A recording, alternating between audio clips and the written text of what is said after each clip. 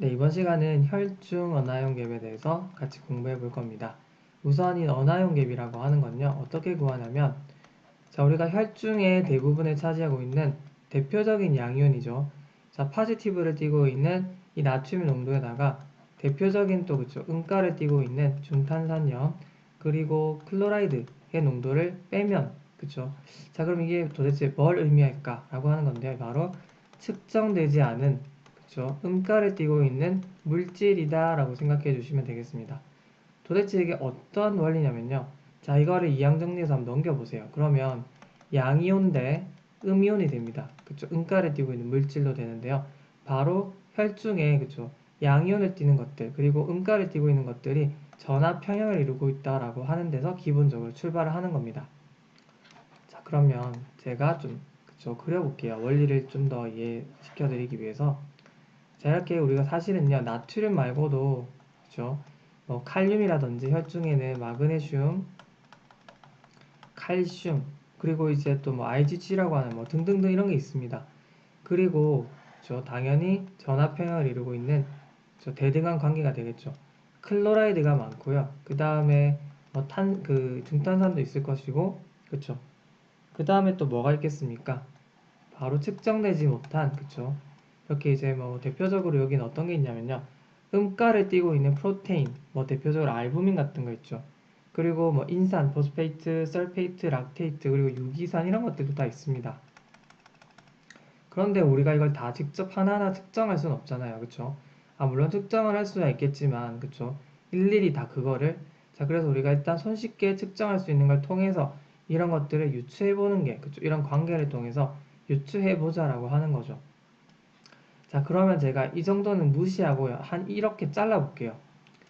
결국 나트륨은요, 이렇게 이제 클로라이드와 중탄산염, 그쵸, 이걸 차를 빼면 이만큼의, 그쵸, 언화용 갭이 탄생하는 거죠. 바로 우리가 이걸 구하는 겁니다. 자, 그런데요, 이런, 그쵸, 양이온들이 무시할 수 없을 정도로 많은 질병이 있습니다. 병적인 상태가 있죠. 고칼슘혈증이라든지, 아니면 고칼륨혈증이라든지, 아니면 IgG 이런 것들이 또 많아지는, 그쵸, 뭐, 멀티플 마이엘로마 이런 것들이 있겠죠. 그렇기 때문에 이게 점점 상승하게 되면서 전체 양이온 중에서 그쵸 분해율이 높아지게 되면요 결국 아까 우리가 언하연 갭이라고 하는 거는 나트륨에다가 그리고 음가 있죠 얘네들을 뺀 걸 우리가 이제 그쵸 측정하는 거라고 말씀드렸는데 이런 질환이 생기게 되면 결국 이게 그쵸 감소된 효과이기 때문에요 언하연 갭은 감소하게 되는 효과가 있습니다. 그래서 이런 그쵸 특정 질환에서도 감소할 수가 있다라고 해서요. 보통 우리가 다발성 골수정 있죠. 아니면 뭐 신증후군 있죠. 자, 요런 환자에서 만약에 대사성 산증이 보인다. 보통 우리가 대사성 산증에서는 언하용 갭이 하이인지 노멀인지 이런 걸 구하거든요. 그런데 언하용 갭이 그쵸 정상 수치더라도 그쵸 이것 때문에 낮아진 걸 우리가 보정을 해서 혹시 하이언한 갭은 아닐까라고 의심을 해볼 필요가 있다라는 거죠. 자, 무슨 말인지 아시겠죠? 자, 그럼 제가 여기서 조금 더 추가 드려볼게요. 자, 조금 더 이제 우리가 직관적으로 이해를 하기 쉽게. 그쵸? 제가 그래서 일단 나트륨만 그려볼게요. 다른 건 좀, 그쵸? 배제하고요. 그리고 클로라이드, 그리고, 그쵸? 중탄산, 그 다음에 언하용 갭이 있을 겁니다. 그쵸? 자, 이랬을 때, 그쵸? 우리는 식을 통해서 이만큼을 이제 구할 수가 있는 건데요. 자, 만약에 이게 이제 정상이라고 해봅시다. 자, 우리가 정상 언하용 갭은요. 12 플러스 마이너스 4 정도로 생각하시면 됩니다. 아시겠죠? 그래서 이제 8에서 16 정도 생각하시면 되고요. 이제 나중에 이걸 기준으로 해서 그쵸? 나중에 대사성 산증에서 또 공부해 볼 겁니다. 자, 이 상태에서 만약에 산을 획득한 경우는 어떻게 될까요? 산을 획득한 경우. 자, 그렇게 되면요. 여기 보이시는 중탄산염이 그쵸 들어오는 산과 반응을 하게 됩니다.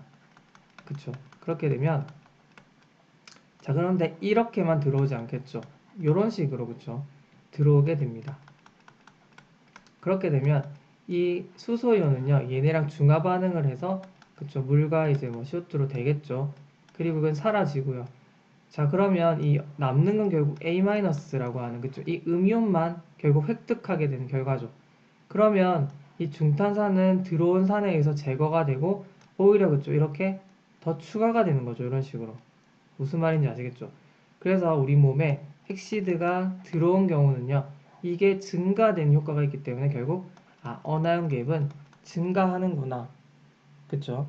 이런 식으로 이동하는구나 라고 생각할 수가 있습니다. 자, 그 다음에 대표적으로 설사를 한번 예를 들어볼 건데요. 설사가 되면 그쵸? 이게 이제 장을 통해서 로스가 됩니다. 그쵸? 특히나 이제 탄산 같은 중탄산이 로스가 되게 되는데요. 그런데 이제 특별히 산이 들어오는 건 아니라서 이번에는 A 그쵸? 이게 이제 변하는 게 아니라 이게 없어진 만큼 그쵸? 같은 음이온인 클로라이드가 채웁니다. 그래서 결국에는요. 이렇게 이제 산을 획득했을 때는 그쵸? 이렇게 어나이온이 증가했는데요. 설사같이 알칼리 로스 있죠. 그러니까 염기를 잃는 경우에서는요. 이렇게 클로라이드가 대신 채워주기 때문에 딱히 여기서는 변화가 없습니다. 신기하죠? 이런 관계가 있습니다.